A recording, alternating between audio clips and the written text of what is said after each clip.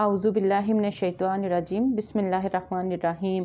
رب اشرح لی صدری ویسر لی امری واحلل عقدۃ من لسانی یفقہوا قولی بسم اللہ الرحمن الرحیم ان اللہ وملائکتہ یصلون علی النبی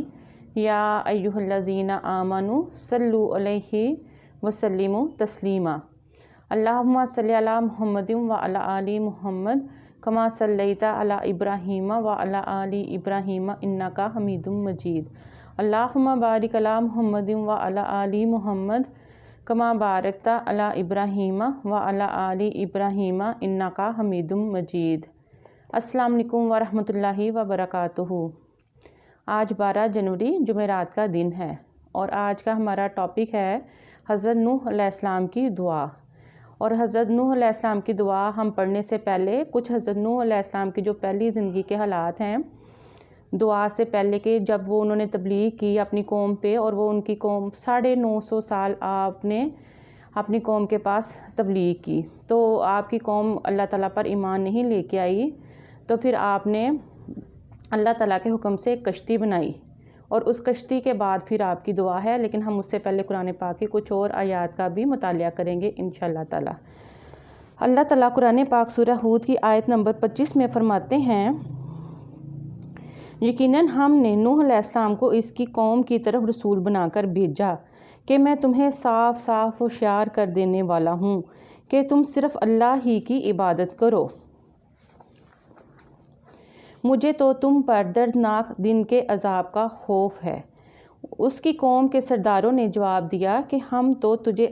اپنے جیسا ہی انسان دیکھتے ہیں،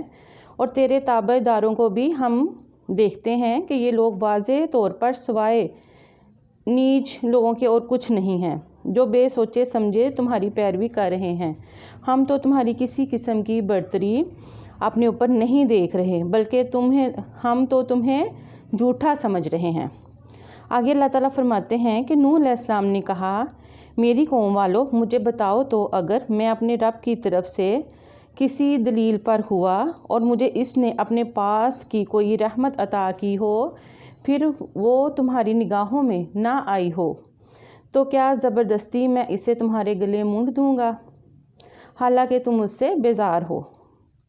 اور حضرت موسیٰ علیہ السلام نے یہ بھی فرمایا، میری قوم والو، میں تم سے اس پر کوئی مال نہیں مانگتا، میرا ثواب تو اللہ تعالیٰ کے ہاں ہے،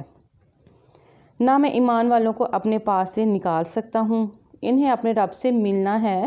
لیکن میں دیکھتا ہوں کہ تم لوگ جہالت کر رہے ہو۔ میری قوم کے لوگوں، اگر میں ان مومنوں کو اپنے پاس سے نکال دوں تو اللہ کے مقابلے میں میری مدد کون کر سکتا ہے؟ کیا تم کچھ نصیحت نہیں پکڑتے؟ نوح کی طرف وحی بھیجی گئی کہ تیری قوم میں سے جو ایمان لا چکے، ان کے سوا اور کوئی اب ایمان لائے گا ہی نہیں، پس تو ان کے کاموں پر غمگین نہ ہو۔ یہ اللہ تعالیٰ نے قرآن پاک میں حضرت نوح علیہ السلام کو تسلی بھی دی۔ تو اس کے بعد اللہ تعالیٰ نے حکم دیا حضرت نوح علیہ السلام کو کہ اب آپ کی قوم پر عذاب نازل ہوگا، تو آپ نے اللہ تعالیٰ کے حکم سے ایک کشتی بنانی شروع کر دی۔ تو اس کے بعد پھر اللہ تعالیٰ فرماتے ہیں کہ ان کی قوم کے سردار ان کے پاس سے گزرتے، وہ ان کا مذاق اڑاتے، تو ہم بھی تم پر ایک دن ہنسیں گے جیسے تم ہم پر ہنستے ہو، یہاں تک کہ جب ہمارا حکم آ پہنچا اور تنور ابلنے لگا، ہم نے کہا کہ اس کشتی میں ہر قسم کے جانداروں میں سے جوڑے سوار کر لیں، اور اپنے گھر والوں لوگوں کو بھی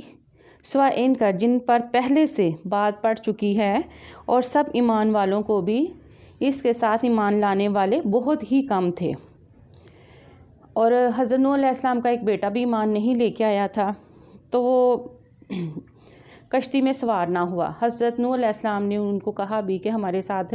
کیونکہ کشتی میں ایمان والے لوگ تھے اور ہر جاندار کے 2 جوڑے تھے، تو حضرت نوح علیہ السلام نے کہا کہ ہمارے ساتھ کشتی پہ سوار ہو جائیں۔ تو آگے سے ان کے بیٹے نے کہا کہ اگر طوفان آئے گا تو میں کسی پہاڑ پر چڑھ کر پناہ لے لوں گا۔ ابھی وہ یہ بات کر ہی رہے تھے کہ ایک لہر آئی اور وہ طوفان میں بہہ گئے، اور اس کے بعد اللہ تعالیٰ کے حکم سے ساری زمین نے پانی جذب کر لیا اور آسمان سے جو بارش ہو رہی تھی وہ بھی تھم گئی۔ تو اس کے بعد اللہ تعالیٰ نے حضرت نوح علیہ السلام کو ایک دعا سکھائی۔ آئیے دعا کے بارے میں اب پڑھتے ہیں۔ بسم اللہ الرحمن الرحیم وَقُلْ رَبِّ أَنزِلْنِي مُنزَلًا مُبَارَكًا وَأَنْتَ خَيْرُ الْمُنزِلِينَ، اور کہنا یا رب مجھے ایسا اترنا نصیب کر جو برکت والا ہو اور تو بہترین جگہ عطا کرنے والا ہے۔ یہ دیکھیں ماشاءاللہ کتنی خوبصورت دعا ہے جو اللہ تعالیٰ نے حضرت نوح علیہ السلام کو سکھائی۔ اب جن لوگوں کو گھر کی پریشانی ہے، جن کے گھر اپنے نہیں ہیں یا جو اپنے گھر کے دل میں خواہش رکھتے ہیں، تو وہ اللہ تعالیٰ سے اس دعا کے ذریعے اللہ تعالیٰ سے اپنے گھر کے لیے دعا مانگ سکتے ہیں۔ اور ویسے بھی یہ دعائیں آپ کو پتہ ہے بڑی برکت والی ہوتی ہیں، ان کے دعاؤں کو تو مانگنا ہمیں اپنا معمول بنانا چاہیے، اور دعائیں اللہ ہی سے مانگتے ہیں، اللہ ہی سے مانگنی چاہیے، اور اللہ تعالیٰ خوش ہوتا ہے ہمارے مانگنے سے۔ تو انشاءاللہ ہمیں بھی ان لوگوں میں شامل ہونا چاہیے جن سے اللہ تعالیٰ خوش ہوں، اور دعاؤں میں یاد رکھیے گا۔ انشاءاللہ ملیں گے اگلی ویڈیو میں۔ السلام علیکم ورحمۃ اللہ وبرکاتہ۔